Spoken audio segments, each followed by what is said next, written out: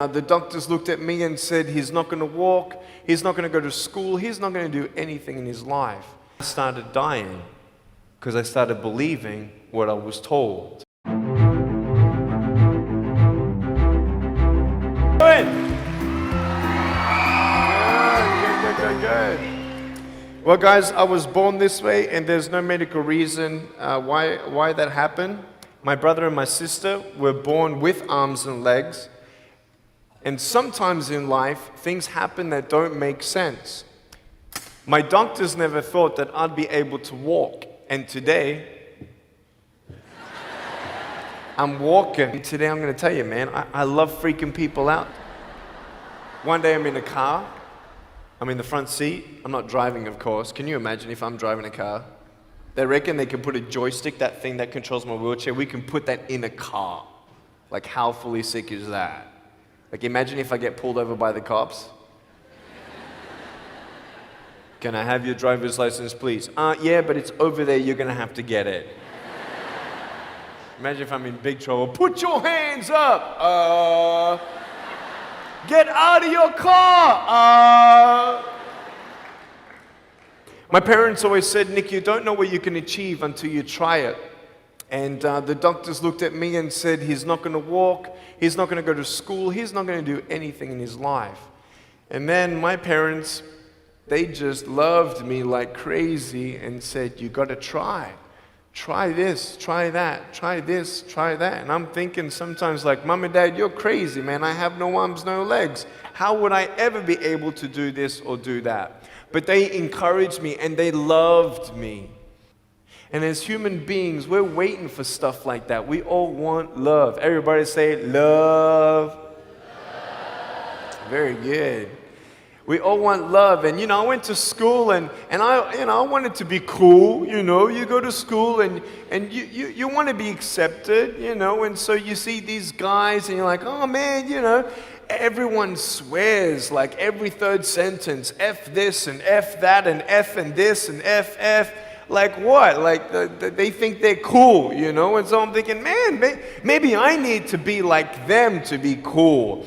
And then you compare each other with how we look, and I wish I was smarter, I wish I was taller, I wish I was shorter, I wish I was more popular, I wish I did this, I wish I didn't have that. I wish my life was different.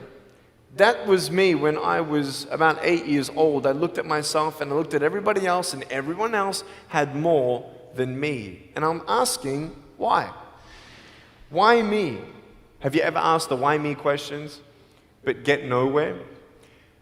If I had no answers from the doctors, and if I had no answers from my parents, I still have a choice every day in my life to keep going or give up. You see this book up here? This is my favorite book in the whole wide world. This is my favorite book, the Bible. And here I am. For me, that's my full potential in all that I can be here on earth. And so encouragement takes me closer to all that I can be, and discouragement takes me away. You see, it only takes 3 seconds for someone to tease me when I was at school and just say, you're ugly. You can't do this and you can't do that. And some of you thinking like, man, seriously? You had kids picking on you? Like, how heartless are those kids? Picking on me with no limbs, like you would probably say, well, I'm not that bad. I wouldn't pick on a kid with no limbs. But why would you pick on anyone? Well, because it's fun, it's just culture. Okay, we'll get to that. But for me facing all that stuff, I'm getting these seeds. Everybody say seeds, S-E-E-D-S, seeds. Have you seen the pictures of the sequoia reds up here in California? These huge trees, like some of the trunks could be as nearly big as this room. I've seen those photos where they've actually dug out a tunnel in a trunk of a tree. You can drive a full-size SUV right through it. That all started with a little seed.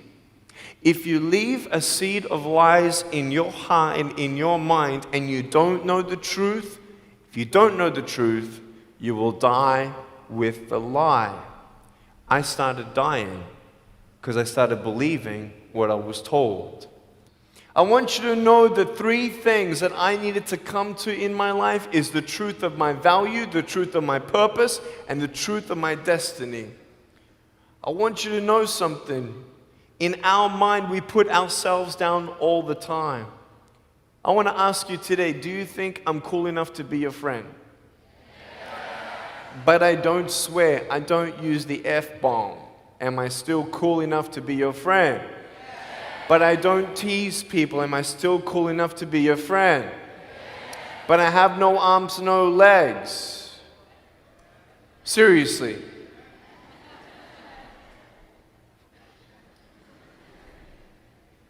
You would be my friend even though I have no arms, no legs. So you're telling me it actually doesn't matter, right? If it actually doesn't matter for how we look, then why do we tease each other for how we look if it actually doesn't matter? Why is it that we look ourselves in the mirror and we see ourselves, well, we're having fun. Oh yeah, man, we're just part of culture, man. There were 12 people one day teased me, taking me away from my hope. 12, 11, 10, 9, 8, 7, 6, 5, 4, 3, 2, 1. Don't worry, I won't fall off because if I did, I'll break my arm. But 12 people teased me one day, and I can put a pretty brave face on, but cry on the inside. For real. Oh, it doesn't hurt. Yeah, it hurts. There was this one bully. I became his target for 3 weeks. And every time I go by him, I was 13, he was 17. I was in my chair. I'm only 4'9" in my other chair, my old chair. He's like 6 something, so he's huge, right? So I'm looking up at him, and every time I go by him, he's like, hey, there's Nick. He has no... And you can imagine what he said. And I'm like, what's his problem, man? So I tried to avoid him, and I was so embarrassed. He would say it really loud, and everybody would be looking, and some would be laughing. I'm like, what is this guy's problem, man? So one day, after 3 weeks, I went up to him, and I said, hey. He's like, hey. I said, can you please stop it? He said, stop what? I said, stop teasing me. He said, what are you talking about? I said, every time I walk by, you say that stuff. He's like, what stuff? He didn't know how to take me on. So I'm looking at him and said, nah, man. Every time I walk by, you say exactly this, and I want you to stop. I forgive you, but stop it. He's like, oh, is that hurting you? Now, I could have said, nah. Or I could have said, yeah. It takes a level of humility to actually say, actually, I don't like that. It's killing me. And I said, yeah, it's hurting me. He said, all right, I'm sorry, man. I was just, playing around. He said, give me a hug. He said, what? I said, give me a hug. He was like, all right. So I gave him a hug. I'm a hugging machine. We made the Guinness Book of World Records. 1,749 hugs in 1 year. We did it last year. My arms fell off, all right? The scary thing about hugging so many people is that anyone can just pick me up and take me home, all right? Like, what am I gonna do? Like, eat them or something? It's like, pretty mean headbutt, right? I want you to know that you might be playing around. I could pretty much say that 98% of you have teased someone in your life. I tried to commit suicide because of people who thought they were having fun, not knowing the hell that I was going through. The people you're teasing, what if the person you're teasing is the person who's thinking of committing suicide? What if the person you're teasing is the one who's tried to commit suicide, who hates their life because of you? You don't know if the person you are teasing is the son or daughter of a drunk at home getting abused. And all they need is someone like you to keep on pushing them this way. We need hope. So find something else to do. Find positive things in your own life. I don't care about how you look. I will never, ever, ever tease you. I will never tease you. I could tease you. I could be tough. People thinking that bullying is tough. It ain't tough. My wheelchair, this is tough. This thing, man. I'll tell you something. You ready?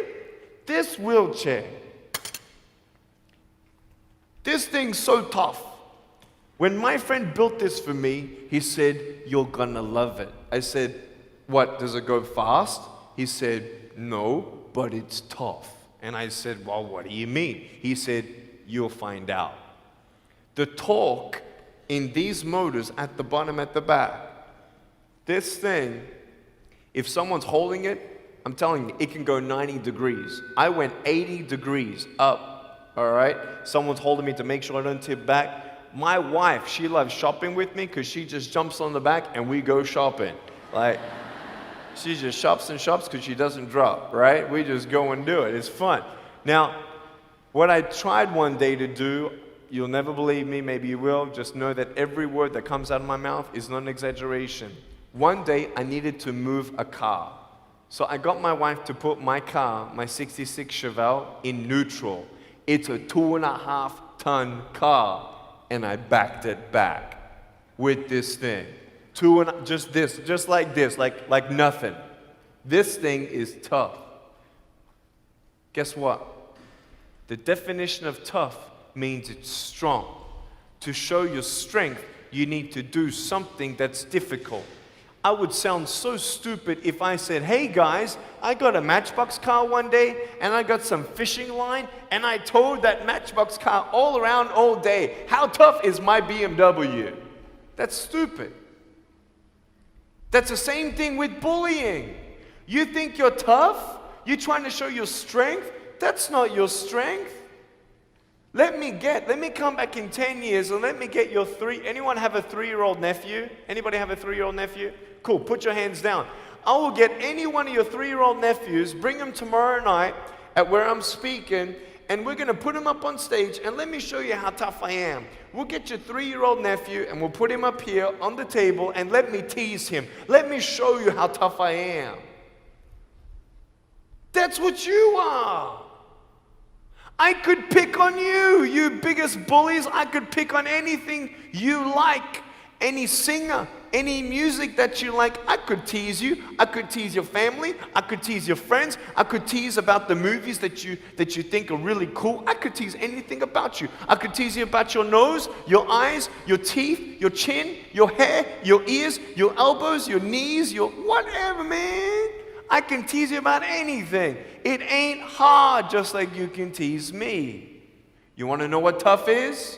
Go to the people you teased and say sorry. You want to know what tough is? Go up to the people who still tease you and say, "Hey, stop it. I forgive you, but please stop it." That's tough.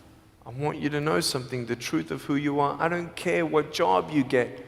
I don't care. I don't care how smart you are, everyone. I don't care. I don't care. I love you and I believe in you. I don't care if you end up being a janitor in this school. I'll tell you why. Because the janitor in my high school inspired me to be a speaker. He changed my life. He said, "You should be a speaker." You know what I said? "You're crazy." He said, "No, really, you need to be a speaker." I said, "Stop it, man." 4 months later, he twisted my arm, and I said, "Yes." I spoke in front of 10 people. Then another 10, then another 10. Then I found myself in front of 300 sophomore students. And 3 minutes into my speech, half the girls were crying. And one girl in the middle of the room started weeping. And she put up her hand and she said, "I'm so sorry. Can I come up there and give you a hug?" And in front of everybody, she came up and she hugged me and she cried on my shoulder and she whispered in this ear, "Thank you, thank you, thank you. No one's ever told me that they love me. No one's ever told me that I'm beautiful the way that I am. It's because my parents told me that I was beautiful that I'm still here. Some of you don't have those parents, and that's why I'm here. I love you and you're beautiful just the way you are. Never, ever give up."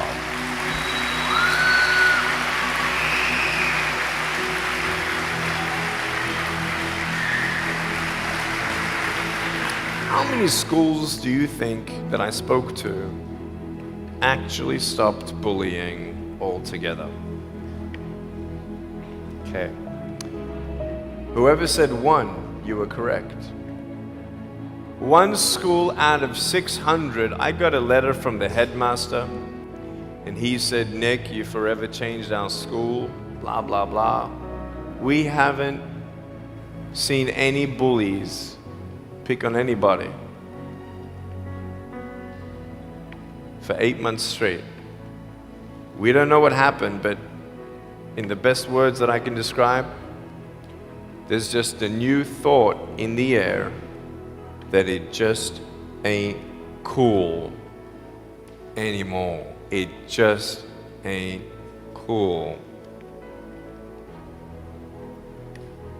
I want to ask you, what are you going to do? Are you going to continue on at the risk of knowing that in each section, this section right here, 5 people are already trying to commit suicide? That section there, 5 people. When you extrapolate it out, what if the person you're teasing is one of those, and you have no idea? Would you find something else to do? So, the change is up to you. If you want to see more love in your school, be love. If 50% of the school come together and say, "You know what, it just ain't cool anymore," the people who think it's still cool, every time they look down upon you, I want you to imagine my face looking at you. Because I'm telling you, everyone you're teasing is my brother and my sister. And you're my brother and you're my sister. And I'm asking you to stop. Love yourself a bit more. Love each other a lot more.